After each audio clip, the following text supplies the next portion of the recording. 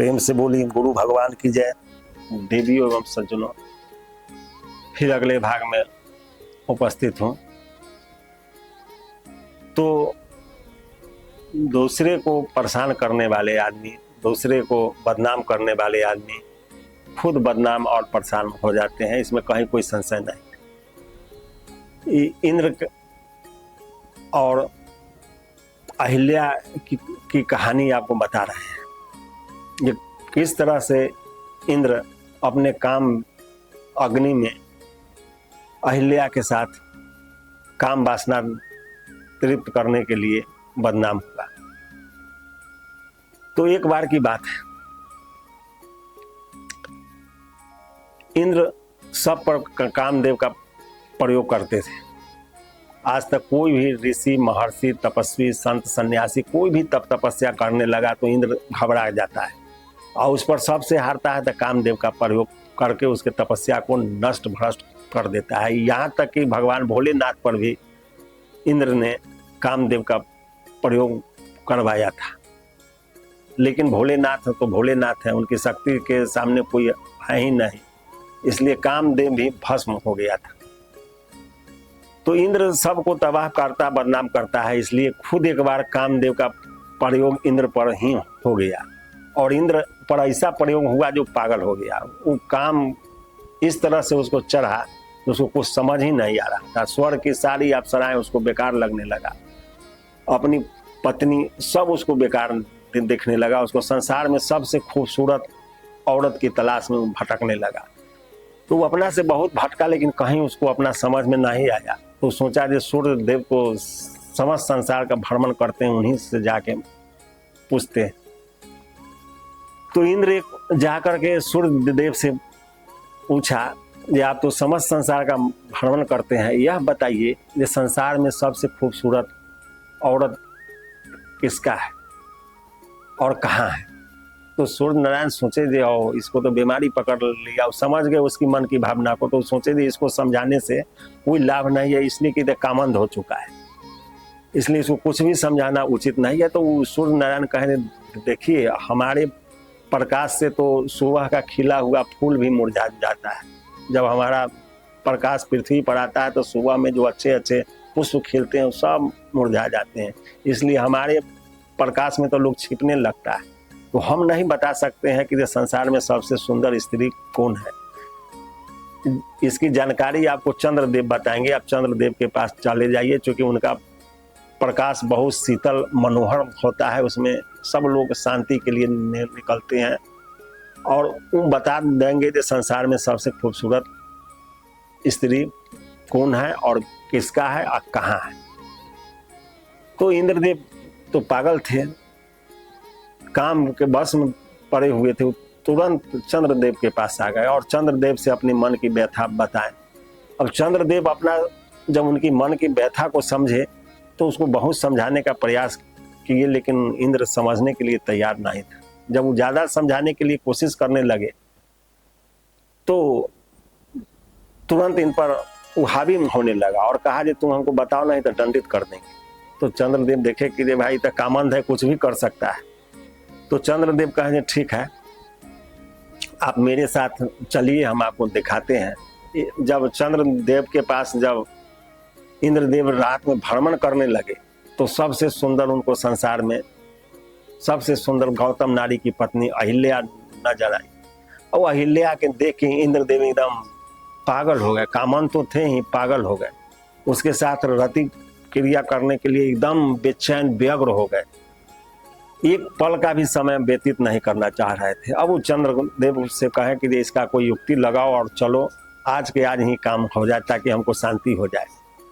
हम चाहते हैं अपने मन को शांत करना और उसके साथ रति क्रिया करना। बहुत खूबसूरत है, आज तक तो ऐसा सुंदर स्त्री हमने देखा ही नहीं। बस इंद्रदेव चंद्रदेव को लेकर के पृथ्वी पर आए और एक योजना बनाया, इसलिए कि गौतम ऋषि जो थे वो सब दिन सुबह में ब्रह्म मुहूर्त में गंगा स्नान के लिए निकलते थे और उसी समय यह मौका हो सकता था, उसके पहले या बाद में यह मौका मिलने का कोई जगह ही नहीं था। तो चंद्रदेव बहुत समझाए थे, गौतम नारी के पास जाना इतना आसान नहीं है, क्योंकि गौतम ऋषि बहुत तपस्वी हैं, बहुत शक्तिशाली हैं, और उनकी पत्नी भी बहुत श्रेष्ठ और शक्तिशाली है, पतिव्रता नारी है। यदि थोड़ा सा भी भनक लग गया तो आपके साथ साथ हम भी भस्म हो जाएंगे। तो कहें कि नहीं, हम लोग छल करके चलेंगे, हम जो है से गौतम ऋषि का भेष धारण कर लेते हैं, तुम मुर्गा बन जाओ, तुम आधा रात में छिप जाना और मुर्गा बन के बोलना, बस गौतम ऋषि स्नान के लिए निकल जाएंगे और हम फिर गौतम ऋषि का भेष धारण करके उनके घर में प्रवेश कर जाएंगे और हम अपना काम कर लेंगे। उसके बाद दोनों आदमी वहाँ से चल देंगे, ये बात कोई जानेगा भी नहीं। योजना बनाया और यही हुआ योजना। जब रात्रि में, जब मध्य रात्रि जब था, तो इंद्र जो है गौतम ऋषि का भेष धारण करके एक झाड़ी में छिप गया और चंद्रदेव को मुर्गा बना दिया। अब मुर्गा बन के चंद्रदेव बोलने लगे, तो अचानक गौतम ऋषि का जब नींद खुला तो सोचे थे आज तो बहुत लेट हो गया, आज तक ऐसा कभी हुआ नहीं था, आज मेरा नींद क्यों नहीं खुला। सुबह होने पर मुर्गा बोल दिया और हम अभी गंगा के तट पर नहीं पहुंचे, तुरंत उठे, धड़फड़ाते हुए अपना कमंडल मृगछाल वस्त्र लिए और गंगा तट की ओर चल दिए स्नान करने के लिए।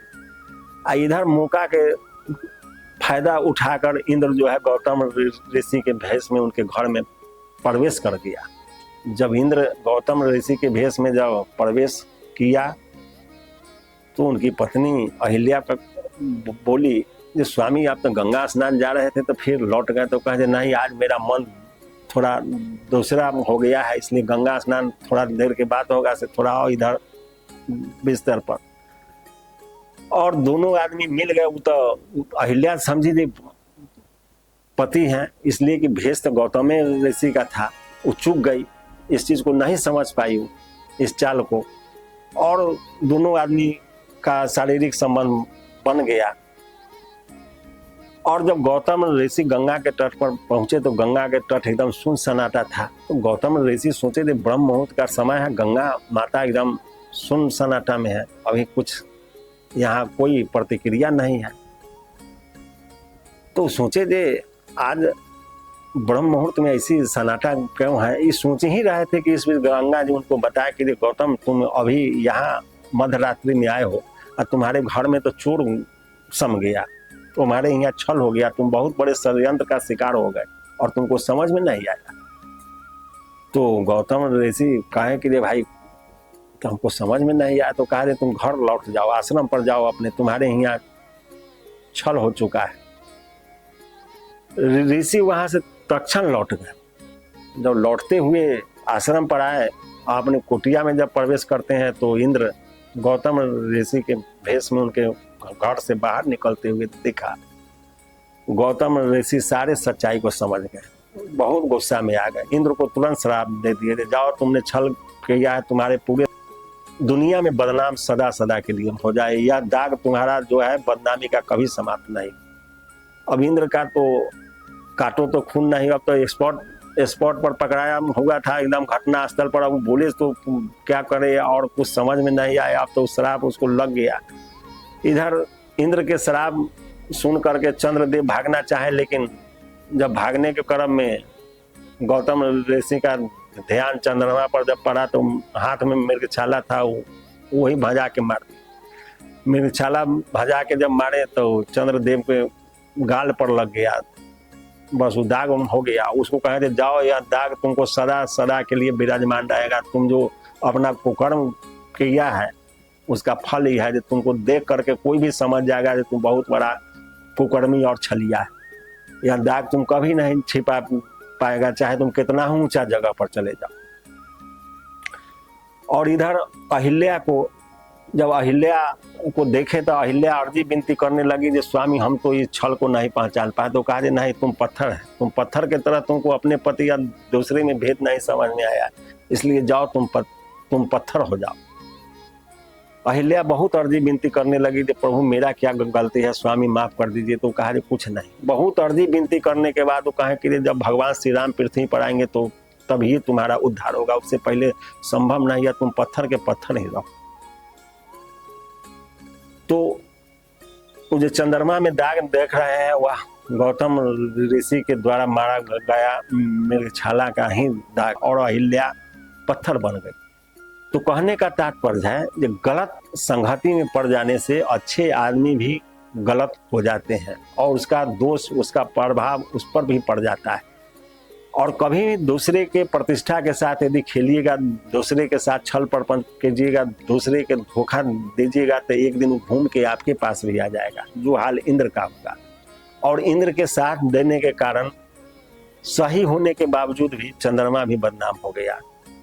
इसलिए जीवन में कोई भी काम सोच समझ के करना चाहिए, और बिना सोचे समझे यदि कोई काम कर रहे हैं तो उसका फल आपको भोगना पड़ेगा। इसलिए जीवन में सब दुख से बचने के लिए आपको प्रभु के शरण में को ग्रहण करिए। यदि प्रभु के शरण में चले जाइएगा, उनका भजन चिंतन मनन करिएगा, तो आपके नज़दीक काम वासना विकार नहीं पहुंच पाएगा।